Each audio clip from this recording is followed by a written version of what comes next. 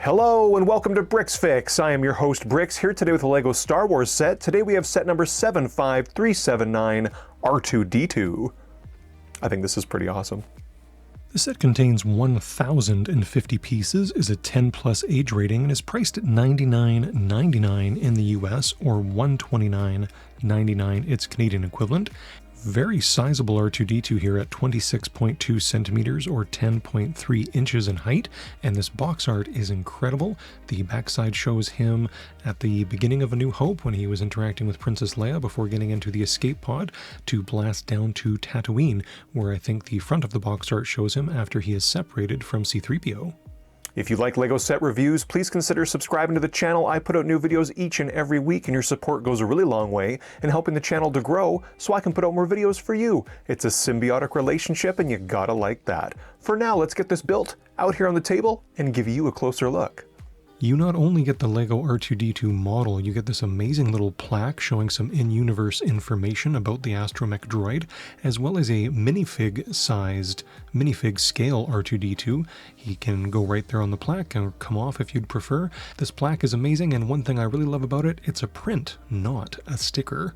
With the plaque removed, we can get a better look at R2-D2, especially what I like is his, I don't know if we want to call them legs, but what he rolls around on. Surprisingly, there's no wheels inside those legs, there's just little flat tiles that do roll around nicely on a flat surface, and R2-D2 has quite a few different looks here. His little front doors are open, showing off some of his tools as well as his antenna coming out the top. Those pieces are easily removable, and LEGO even gives you the white flat tile panel pieces to cover up those gaps where the instruments would have come out from. They don't fold back into the model, they're just removable, and then the tiles go over top to cover up where the tools were, because like I said, it's not a hole that they fold into, it's just studs. This is a really clean, nice look, and this is probably how I'm going to have R2 out on display. I had already mentioned that R2 has quite a bit of articulation here. From an astromech droid's perspective, I think it's pretty darn good. His legs here on the sides have quite a good range of motion for different posability options, and you can see how the brick-built nature of it comes together. It's pretty amazing. He's got a good teeter here if you wanted to pose him back. And yeah, the arm portion, and then I hate to call it this being a droid, but the foot portion have their own articulation separate from each other. And even the head has this really satisfying clicky feel to it. It's not super stiff, but it does have some tension to it, so it will stay posed wherever you want it. There is no mistaking at a glance here that this is a LEGO model. The LEGO designers did not go out of their comfort zone to sort of, cover up the studs to try to make this have more of a streamlined model approach, which I like. It's a LEGO model.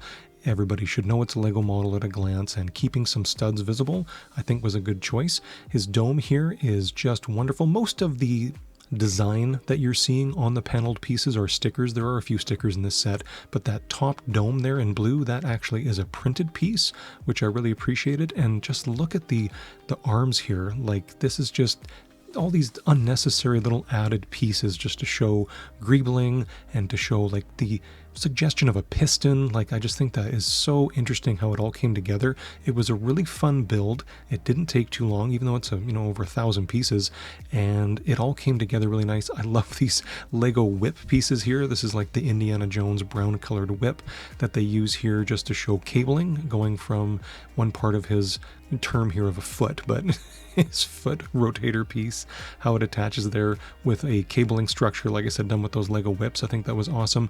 There's some great use of the silver metallic ingots and, like I said, little pistons and just things that didn't even need to be there at this price point or this piece count, but the LEGO designers got it done. Even from the underside of the model, everything looks really well finished and really well done. Closer look at the plaque. I really liked this, and the fact that it was a printed tile and not a sticker I thought took it to a whole nother level, and also getting a little LEGO minifig scale R2-D2 I thought was a really nice touch. I have it on display here next to the plaque, but you could easily take it off and display it beside the plaque, or not at all if you wanted to. I am going to give you a better close-up of Darth Malak here, but I just wanted to show him to you on his stand.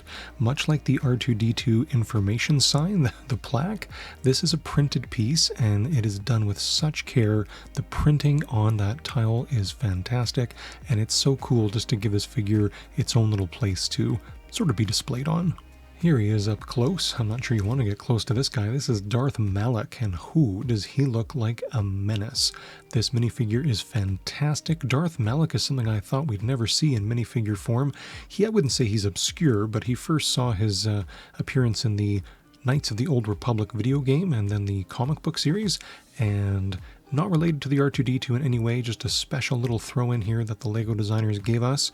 As if we needed another incentive to buy this R2-D2, you get this very exclusive, very amazing minifigure. With his cape and mandible cover removed here, you can get a better look at his spectacular torso, leg, and head printing.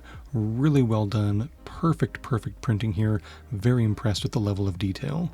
That amazing printing does carry over to the back of the torso as well as the back of the head. The LEGO Star Wars R2-D2 blew my mind. I think you can tell by now I like this a lot, but how much did I like it? A whole lot. It didn't even need the Darth Malak to be incredible, but the fact that it comes with that very sought after, very highly collectible minifigure, I think puts this right over the top. I gotta be honest, I can't really afford all the UCS sets, the really high-end collector sets that Star Wars puts out, like the last R2-D2. That was never even on my radar because of its price point. This comes in at a very friendly price point that most people can afford and can pick up if they really want this, and it makes an incredible display piece. Look for it very soon behind me here on the shelves. I had a lot of fun showing you this today. If you had fun hanging out with me, please consider subscribing to the channel, and hey, leave me a comment down below. I would love to know what you thought of this incredible R2-D2, the Darth Malak, or just hey, tell me how you're doing today. Until next time, know that you are very appreciated, and take care.